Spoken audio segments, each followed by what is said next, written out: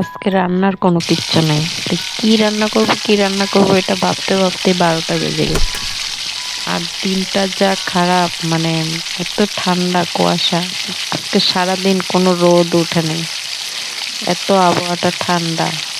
মানে রান্নাই করতে ভালো লাগতেছে না। তারপরে আবার বাজার নেই বাসায়, এই ঠান্ডার কারণেই বাজারে যাওয়া হয়নি। তা এখন কি রান্না করব এটা ভেবেই পাচ্ছি না। তারপরে কালকে লাউ রান্না করছিলাম, ওখানকার লাউয়ের শুকলা ছিল। তো ভাবলাম যে গুঁড়া চিংড়ি মাছ দিয়ে এগুলি ভাজি করে ফেলি।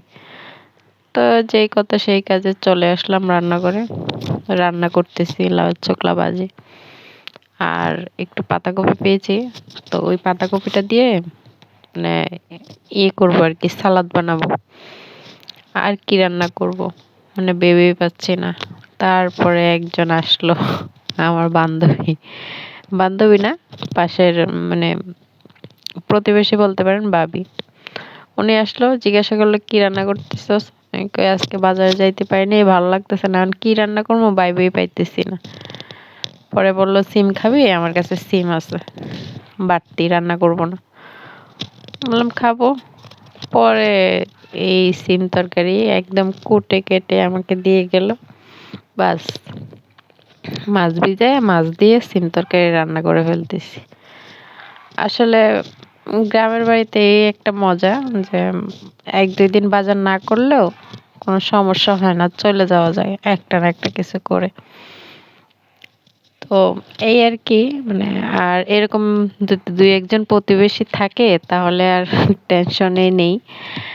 আহ, ইয়ে করা যায় আর কি, চলা যায় একদম। এই যে সিম কাইটা দিয়ে গেছে আমাকে, বললো যে আমি কাইটা দিয়ে, যেহেতু লেট হয়ে গেছে তো রান্না করতে, তো এই আর কি বাসা থেকে কেটে কেটে এনে দিয়ে গেল। আমি শুধু রান্নাটা করে ফেললাম। বললাম যে যাক ভালোই হয়েছে, আমার রান্না কাজ শেষ। যারা আমার এই ভিডিওটি দেখতেছেন তাদের কাছে একটি অনুরোধ, যে ভিডিওটি যদি ভালো লাগে তাহলে অবশ্যই একটা লাইক করবেন। আর খারাপ লাগলেও সেটা কোন দিক খারাপ লেগেছে সেটা কমেন্টে জানাবেন। আর বেশি ভালো লেগে গেলে চ্যানেলটি সাবস্ক্রাইব করবেন। এরকম ভিডিও আরও পেতে চাইলে আমার সাথেই থাকবেন। আর এরকম মেশিন কার ঘরে আছে একটু জানাবেন প্লিজ। আজকে এত ঠান্ডা, বাইরে প্রচুর ঠান্ডা। বাবুটাকে ভিতরে রাখলাম ঘরে, কিন্তু সে কিছুতেই ঘরে থাকবে না। তার জন্য এত খেলনা আনছি, কিন্তু সে আমার চামচ, বাটি, প্লেট এগুলি দিয়ে তার খেলতে হবে। আর এগুলি দিয়ে সে খেলতেছে, মানে শান্তি নাই। সে আমার কাছে থাকবে, এখানে ঠান্ডা বাতাস, তারপরও সে এখানেই থাকবে। তাই এখানে নিয়ে নিয়েই রান্না করতেছি, কি করব। এই আর কি, খুব কষ্ট বাচ্চাকে নিয়ে রান্না বান্না করার। ঘরে থাকতে চায় না, বের হয়ে যেতে চায় শুধু শুধু।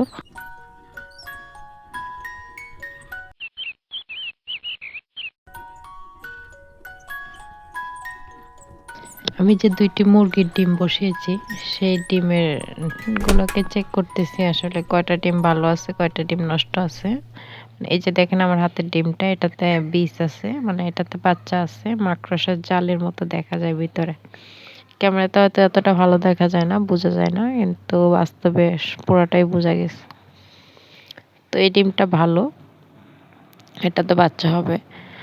আর প্রথমে যে একটা দেখাইছিলাম সেটা বাচ্চা হবে না, ওটা লাল দাগ।